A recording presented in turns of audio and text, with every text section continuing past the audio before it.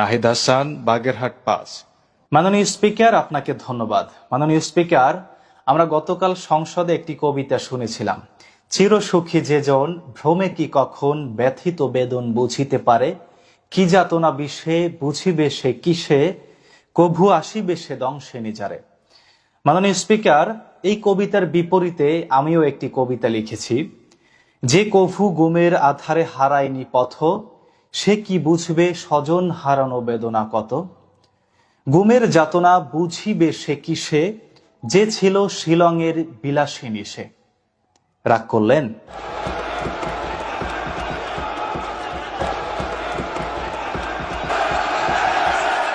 মাননীয় সদস্যবৃন্দ, ওনাকে বলতে দেন। মাননীয় স্পিকার, কিছু গুম হয় না, কিছু গুম ট্রেনিং হয়। মাননীয় স্পিকার, ইসলামী ব্যাংক ইসলাম নয়, জামায়াত ইসলাম ইসলাম নয়, কিন্তু ইসলাম হলো এস আলম। মাননীয় স্পিকার, একবার দায়িত্ব পেয়ে যে ব্যক্তি সেই কাজে ভুল করে, তাকে আবারও সেই দায়িত্ব দেয়াকে বাংলা বাগধারায় বলা হয় দুধ দিয়ে কালসাপ পোষা। আর সেই কালসাপ হলো এস আলম, যেই এস আলম ইসলামী ব্যাংককে বা হাত বসিয়ে ইসলামী ব্যাংককে লুটে পুটে নিঃস্ব করে দিয়েছে। মাননীয় স্পিকার, 2022 সালে BNP media cell Facebook page থেকে একটি পোস্ট করা হয়, যেখানে লেখা হয় ব্যাংকিং খাতে চলছে হরিলুট, এস আলম গ্রুপের লুটপাটে সংকটে ইসলামী ধারার ব্যাংকগুলো। মাননীয় স্পিকার, সেই লুটতরাজ এস আলম গ্রুপকে আবারও সেই ইসলামী ব্যাংকের দায়িত্ব দেওয়া হয়েছে। মাননীয় স্পিকার, সংবিধানের ঠিক কোন ধারায় এটা বলা হয়েছে?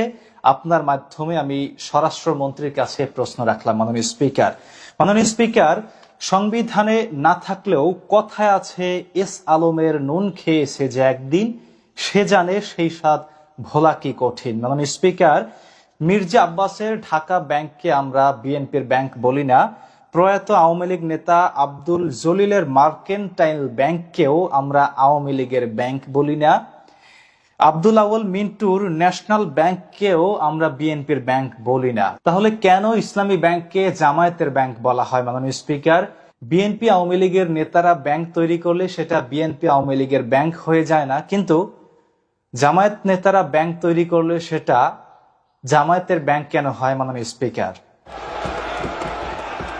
মাননীয় স্পিকার, প্রতিনিয়ত প্রতিকূলতার মাঝেও ইসলামী ব্যাংক আজ এত দূর এসে দাঁড়িয়েছে, এত সুনাম অর্জন করেছে, দেশের মানুষের আস্থা অর্জন করেছে।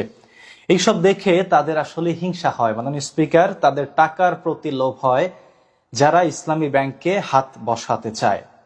মাননীয় স্পিকার, হাজার কোটি টাকা ঋণ খেলাপি এমপি মন্ত্রীরাও আজকাল বলে যে ইসলামী ব্যাংক তাদের হাতেই নিরাপদ। মাননীয় স্পিকার, ইসলামী ব্যাংক জামায়াত ইসলামীর কাছে যদি নিরাপদ হয়, তাহলে তাদের সমস্যাটা কোথায়? মাননীয় স্পিকার, বরং তারা এখন ক্ষমতায়, তারা চাইলেই এরকম ইসলামী ব্যাংকের মতো 10টি ব্যাংক তৈরি করতে পারে। তারা চাইলেই ইসলামী ব্যাংকের থেকেও ভালো সার্ভিস গ্রাহকদের দিতে পারে।